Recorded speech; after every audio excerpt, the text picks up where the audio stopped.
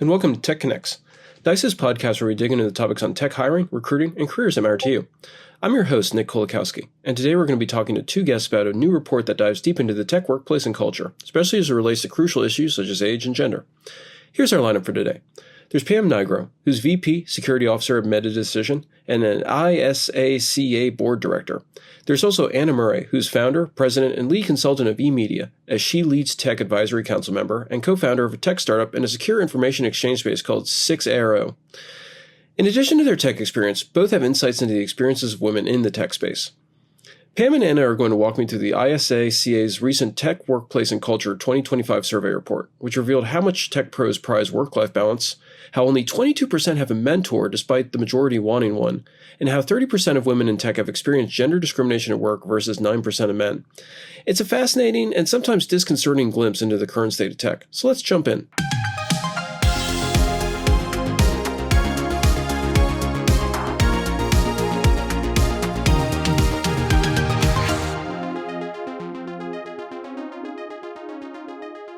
So Pam and Anna, thank you for being on. The ISACA Recent Tech Workforce and Culture 2025 Survey Report, it broke down all sorts of things like why tech pros stay in their jobs, why they leave, what stresses them out at work, what they consider to be career obstacles, things like that.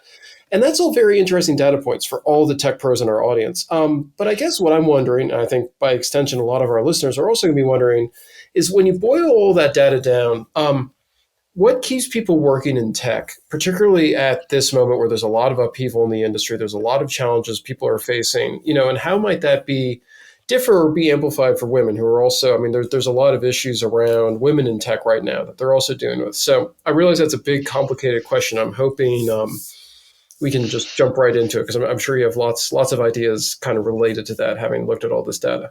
So I'll jump in, Nick. I think that the data suggests that people, go into tech and stay in tech because of the desire to solve problems and interesting in, being in frontier technologies. I think one of the other points that the report brought up was the fact that nowadays some people are staying in their jobs because they're a little concerned about leaving their jobs, right? For different reasons, that they might not have other opportunities. And I think that the reflections on women in the workplace are kind of interesting. That there's still a misbalance of genders in tech, and that I'm sure we're going to get to it in a minute. But that mentorship is could be a really important key to that. So I think I take a little bit of a spin on that, and I think one of the things that I find, at least in my circle, is it's the community and the collaboration that really keep people in tech.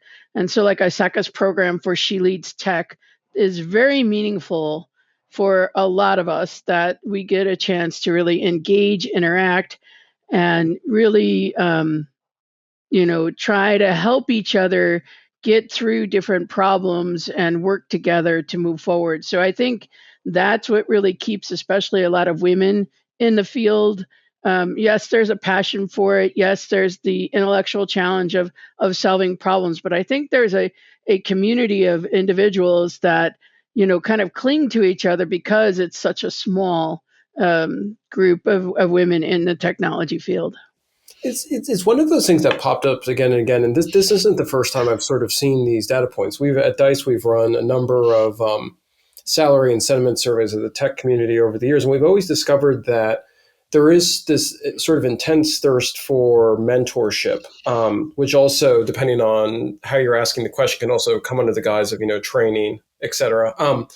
But at the same time, there's also this delta where despite that urge, for mentorship, a lot of tech professionals are really just not sure how to even begin finding a mentor. They think it's a completely organic thing where they're just unsure of where to even start to kind of pull someone on board. And it leads me to wonder, because, that dovetails neatly with what you were just talking about, that given that value of mentorship and given kind of the clear career benefits of finding a mentor who will guide you, why is there that disconnect between like the tech pro's desire and then like the difficulty of actually finding a suitable mentor who will shepherd you hopefully a little bit further on one's career journey? Well, I think I run a small organization, and I'm the mentor to, I'm thinking like at the moment, maybe 3 women in tech. And I've thought about this because I've done some interviews myself with people on the mentorship programs that I see in companies, and I have a tremendous admiration for them. I think inside of larger corporations, there are formally structured mentorship programs. They teach people how to be a mentor, which is its own thing, and they set up mentorship matchmaking opportunities. So I think those can work quite well. However, both in those situations and in the in the wild, so to speak, in the small business world, it's a little bit like marriage and dating. To me, there's a little bit of luck and chemistry involved in it. And the individuals that I am thinking of that I mentor now and have mentored in the past, like we met at a book club, right? We met at a happy hour, and someone had said, "Oh, you own a business. You're a woman who owns a business. I'm 15 years younger than you are, and I own a business. Could I talk to you about what PEOs are?" I mean, it's that kind of thing where it's super brass tacks and very opportunistic. That's what's been the case in my life. Kind of like dating, as I say. Yeah, yeah, no, that's a great analogy. Pam, what do you think? I think there's a little bit of a misnomer when we use the word mentorship. In my experience, it's really not just about mentorship, it's sponsorship, especially in the larger corporations. If you start to think about how young men professionals were brought up through the ranks over the years, is there was somebody who was bringing you along, right? You were going out on those golf outings, you were going to the happy hours, you were doing those kinds of things, which is very different than someone who's a mentor and just kind of like pointing at a door rather than opening a door. And so I think there's some misunderstanding in what a mentor is actually capable of and what a mentor does and what a sponsor does.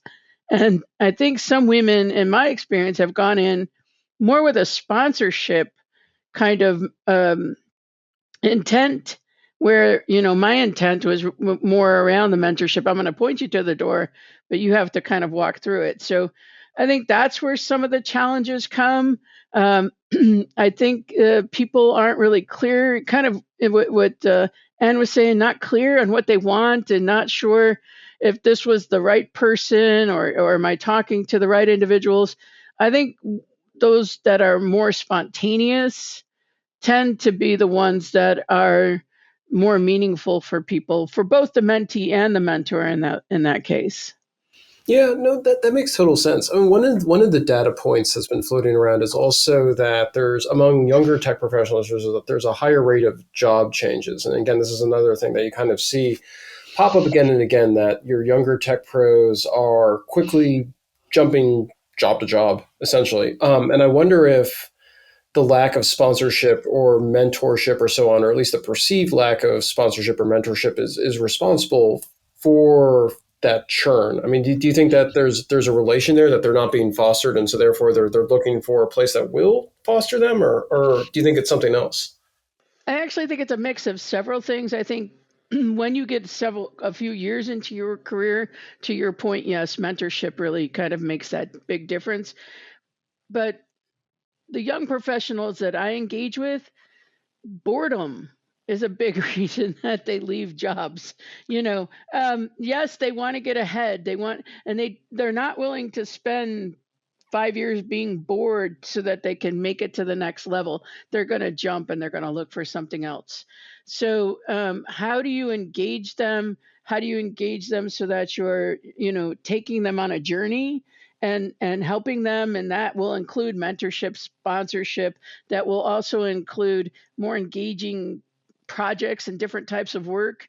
But I do know that when some of the mentees that I've had over the years, when they get to a certain point and they're bored, they don't want to stay around and try to, invent work for themselves or figure out what else they can do. They start looking for other opportunities. I would add, I love that. I love that, Pam. I would add that there's an old saying, which is people don't leave their jobs, they leave their managers. So, managers manage thyself. So I think that that's good news and bad news, right? Which means that you could theoretically retain people. And I also think that there's so another thought is I'm sad when I see that statistic that people jump jobs often, because I'm an individual who believes in the value of long-term relationships. There's a business tech writer, Rashad Tabakawala, from the chief innovation officer of Publicis, and he has a great series talking about how the longevity is an undervalued asset in relationships in business. So I think it's very persuasive. I encourage folks to read his newsletter, Rashad Tabakawala. Reinventing Work is the newsletter. So there's that, and then I also think that the we could do a better job at thinking about the career tracks for people. There is in tech, many professions. You talk about teaching, where someone's an excellent teacher, lousy administrator. So there are a few companies, they tend to be more in the tech startup space, that are inventing what, I don't think it has a name, guys. I call it the SME track, the subject matter expert track. If someone remains, the lingo, an individual contributor, but is allowed to rise in the organization in title and pay, and et cetera, just it never having to become a manager, because it's not in their skill set and it's not in their desire. So that's another area where I think people feel like they may jump because they want a better title, they want more compensation, they want to feel like they're moving up. And I think maybe as a work culture, we need to consider other ways to do that, because this path from programmer to lead programmer to managing the programming endeavor, it doesn't work for some people. That's very true. And it's interesting that you say that, because that whole idea that you kind of, you bifurcate the senior track, so that you do have your managers, but then you also have your super specialists who are making a lot of money, basically doing what they're best at, as opposed to, being forced into the management box. It seems like that's been a chatter for quite some time. But I'm wondering, from what you see out there, are companies actually adopting those sorts of tracks and kind of promoting those specialists, or is it still something where companies kind of express that desire and it seems like something logically that everyone should be doing, but there isn't really kind of traction behind it yet still? I mean, what are you seeing in terms of that? I think there should be a survey on this, and we should collect the data. Exactly. What I have is anecdotal, where I will be talking to other people in technology. I'm recently more in the tech startup space, and I'm seeing it more in tech startups. But my own visibility is really limited to my little journey through life. So I vote for a survey. We should. I've seen it so often that it really is something that's sort of, it seems like there should be something out there, given the amount of chatter that, I've heard about it as well. What do you think, Pam? Several companies, I think if you're a larger company, so I was at a large insurance company for a long time, have taken on building career journeys and career pathing and giving different tracks, like we talked about, either going into a management track or going into a technical track. But that is because they have the bandwidth and the resources to do things like that. I think the company I'm in now is a mid-sized company. It's more difficult to do things like that because that requires a certain level of expertise and commitment from management, where, a lot of times in smaller companies, you're more focused on, getting the work done or getting the product out the door, and not able to lift your head up enough to see that, we need to reconfigure how we do our journeys, and then so yeah, I would definitely support a wonderful survey on that, and I'd love to hear kind of where that is for people, because it's just been my experience over time that larger companies have the bandwidth to do something like that. Yeah, no, you can also sign me up for a survey like that, because like I said, I'd be really interested to take a look at that data. But I mean, shifting from specialists and senior specialists to managers, one thing that I really kind of want to delve into, and it seems like it's a really burning question in tech in general right now, is there's significant discrepancies in terms of reported experiences of gender discrimination within tech, and it seems like A, what does this tell us about the current state of the tech workplace for women? But then also B, it almost seems like that's a management issue in a certain way. That there's something happening here in terms of how companies are run, how tech manages the workforce, and so on. That's causing a problem, basically. And I just kind of wanted to get your insight into that because it's a very kind of worrying trend based on the data. We're both pausing because I I think know, we I know. both have career journeys that would, it gets to be I will say a relentless topic. I was recently in an investor presentation with a peer who is a fellow, and we came out of that investor presentation, and he said, Anna, you said something, you made an observation, and they totally shot you down. And then 5 minutes later, I said the same thing, and it was like it got through. It's like, does that drive you nuts? Yeah, sure, it drives me nuts. It's a behavior that that is palpable. It still exists. The statistics in the startup space of women founders getting money is ridiculous. So I think I think it's slow change. I think it's one foot after another. I think conversations like that where someone just observes it and we sort of laugh about it and the meeting was still successful. I think that can sort of take some of the anger out of it, some of the heat off of the topic, and you just say, on to the next thing.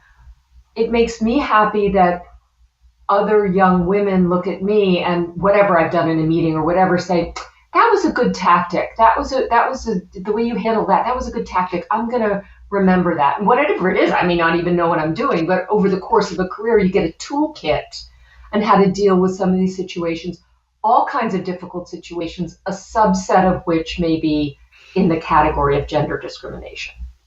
I agree. I think the most difficult part of all of this is really when you put that idea out there and it falls flat until someone a male picks it up and may put a twist to it, but then all of a sudden it's off and running, and it does take some skills and what you said, tools in your toolbox to really try to work through that. A lot of times we'll talk about it afterwards. We'll say, and over time, the people that I tend to work with, they'll circle back and say, "Hey, Pam had this great idea, right? And here's how I would, just and they'll restate it, right, and sort of bring it back to me rather than just stating it like it's their own." So I think it's a little bit of a learned behavior for men as well to start helping women and men. It's helping each other, right? Get credit for the things that are being expressed in the meetings. I also think it's hard to, and this gets into, a little bit of um, not having those mentors, not having those sponsors, those coaches, right? This gets into, you don't have somebody all the time to go back and talk it out with. You don't have somebody to share this experience and learn from it. And I'm glad, Anne, that people are learning from it in the meetings. But when we were coming up, we would just walk out of those meetings feeling frustrated and not understanding why. So I think these are opportunities now and to come together and try to help each other handle the situations when it's being expressed. And I love, Pam, what you said about that's a tool. That's a tool in the toolkit. So for everyone out there, regardless of gender in a meeting, if someone is co-opting someone else's idea, it's really a very kind and generous thing to do to say, that was a great idea that Pam had. And, so I feel like maybe it didn't get noticed. So to restate, but also give credit in a just, light touch, it can really shift things. Things do shift over time. Do you think what can companies do kind of, or if there is anything companies can do kind of in a formal way, do you think, to kind of keep that progress going over time, even if it is incremental? I mean, in terms of, I mean, is there policy? I mean, it's such, because you get companies and management and CEOs and so on who are always asking like, oh, we need to do more, we want to do more, et cetera. But then, you don't really see, I've had this discussion with other people as well. You don't really see kind of a cultural push. Like you need sort of an all hands on deck thing to like really move a company's culture forward, and you don't. But I mean, what steps do you think a company would even take to kind of begin that journey? I mean, because there's all everyone's saying they want to do more, that they want to help, that they want to change things, but then you don't really see a lot of kind of concrete action outside of people individually taking it upon themselves to say whatever they say to kind of mitigate a situation, but you don't really see kind of like broader things. So I'm just curious if you have ideas on that front. So I'm going to jump in with something that might be a little controversial. That's fine. um, I think that we have heard a lot of feedback that kind of formalized policies and formalized training, pointing out people's, let's just call them faults or ways that they could improve, are produce a level of resistance and perhaps resentment. So I think we just have to call it out, right? And there's another old saying that I'll misquote disastrously, but that, a guy, using the term, loosely, a guy who considers himself a leader but has no one following him is just a guy on a walk in a field, right? Yeah. So, which is another way of saying the fish stinks from the head, which is another way of saying leadership is something that, the head of a company, that the leadership of a company has in place, and people model after. So I wish there were a program or a booklet or something that we could hand people to make them better in interacting with other human beings. I think we've tried, maybe we'll succeed eventually, but I don't know the solution. However, I do know in companies where leadership is modeling good behavior, that the good behavior trickles down. I don't know, Pam, you've had more experience in big organizations than I have. I think bringing awareness to it is the kind of the first step, right? It's not about blame. It's not about calling someone out. I also think one of the things that helped our organization and other organizations that I've been associated with is kind of unconscious bias training. And when you start to realize that recording that you have going on without even realizing you're playing the recording for again, right? And to just start to become aware and to become aware of your own, again, conscious of your own bias, conscious of your own situation. It's awareness that starts to pivot. And yes, you do need leadership to absolutely model it 100%. But if you're not aware of it, it's really hard to model. So I think, it's really kind of starting with just building that awareness, then, building up from there to start having the leadership team really model that and start to really bring that out into the organization, which then shifts the culture. Yeah. I mean, it seems like fundamentally it's collective action where, you get everybody, all tiers, like women in tech and then management and everybody else. And then you kind of like slowly, hopefully move things from point A to a better direction in terms of point B. Well, I mean, it seems intimidating some also because, for example, I mean, all the huge technology companies like Google have issued diversity reports and workplace discrimination reports on an annual basis, and you always see these and they always do like these impressive visualizations that go along with it that show like these, particularly like the percentage of women working in engineering divisions, for example, and so on. Like the numbers only ever seem to tick up like very slightly, and then the big companies will want to say like, oh, it's the educational pipeline that's preventing more women from entering tech, or they'll say whatever it is. I mean, it always seems like there's small progress and kind of, excuses leveled for it. So I mean, it's. I've always found those kinds of reports a little bit depressing. But I guess, I mean, incremental progress is just the nature of the game. I guess no matter what happens. I mean, is that the realistic take? Is that the no matter how depressing it is? There is an aspect of being of tech. When I see those statistics, Nick, I too am depressed. I want to crawl under the covers, and so I think a couple of things in the near term. If you're like so frustrated by it that you don't want to wait for things to tick up over time, what can one do in the near term? I think there are a couple of things, and one is people like me and Pam evangelizing to other women our technical careers and the benefits of them. I was a little in the ISACA report. There was a note that tech careers, people are struggling with work-life balance. I have found careers in tech to have great work-life balance. So maybe that's just my path, but I think tech careers have great work-life balance. And if you can't see it, you can't be it. That is real. So, but evangelizing careers is an important thing. And then the other thing is, if there is indeed an educational pipeline. I mean, I'm an English major.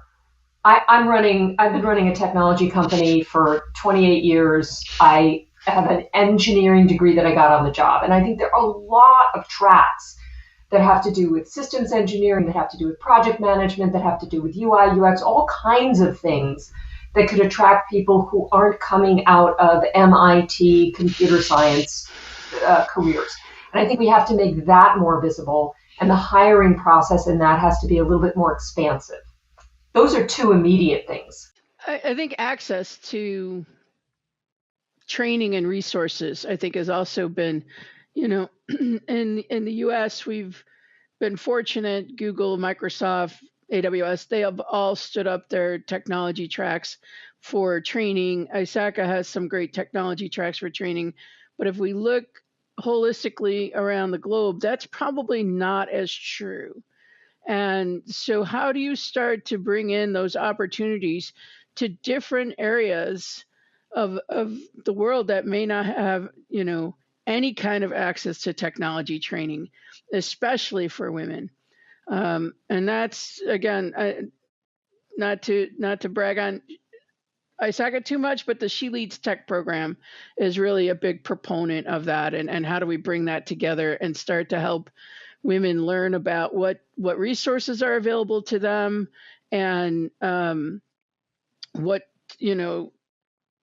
certifications are available to them, and those sorts of things. I find, however, a little bit different experience from Anne, especially in the cybersecurity world, that work-life balance isn't as prevalent. I don't know if that's the right word. Let me think. As obvious, right? And I think that's the challenge, right? Because in cybersecurity, there's a lot of firefighting. There's a lot of after hours. There's a lot of all sorts of kinds of things that you have to deal with, and you have to deal with them. And for women who have children in grade school, maybe not so much in high school, but who need their attention more, it's difficult. And so what I try to do, and I think this is a thing that managers can try to do, is I'm going to be flexible and let you guys do what you need to do during school hours, but after hours, when I need people, and when things go bump in the middle of the night, I'm going to need your help, and I'm going to need to call on you. So there has to be some give and take. It just can't be, I'm here 9 to 5 and I go home. Cybersecurity doesn't quite work in that same manner. Nothing in IT works in that manner, right? I mean, I think I kind of shrugged my shoulders and maybe was a little too glib there in saying, like, if you're in an IT profession, work-life balance does not mean 9 to 5. It means flexibility, as Pam so rightly said. You may get a call at 3 a.m, but then be able to come in late or whatever. That's the flexibility that it offers. But an IT career, if you're the kind of person who wants to absolutely shut off the phone, put it at the bottom of the Marianas Trench during your vacation, and not deal with it, this is not the profession for you. Let's just all be clear. Any form of IT, tech, not for you. That was a comprehensive conversation. Say that 5 times fast. Here are some key takeaways for anyone interested in taking what we just talked about and turning it into action, especially if you're a manager or run your own company. So let's break it down. First, it's critical to foster community and emphasize problem solving. If you're a manager, you need to cultivate a strong sense of community and collaboration within tech teams, as this significantly contributes to employee retention. That means highlighting the intellectual challenges and opportunities for problem solving inherent in tech roles, as these are key motivators for many tech pros. Second, it's also critical to prioritize mentorship and sponsorship and to understand their differences. For companies, it's critical to recognize the importance of both mentorship and sponsorship in career development. Everyone needs to understand that mentorship involves guidance, while sponsorship entails actively advocating for and opening doors for individuals. As managers, you should aim to create opportunities for organic mentorship connections and consider implementing structured programs within organizations. For managers everywhere, this third point is particularly important, and it's address job churn and create diverse career paths. It's important to acknowledge that younger professionals often seek rapid career advancement and may leave jobs due to boredom. Companies should offer engaging projects and establish clear career pathways, including options for those who excel as individual contributors. Next, promote inclusive practices to combat discrimination. It's critical for everyone in tech to actively work to eliminate gender discrimination through awareness and inclusive leadership. That also means implementing unconscious bias training, encouraging a culture where all contributions are valued and credited, and advocating for diverse hiring practices. We hope this episode has helped you with some new insights into mentorship, inclusion within the tech industry, and more. We'll see you next time. And remember, Dice is your best resource to find the tech talent you need to fill your open roles. And for tech pros, the best place to grow your tech career.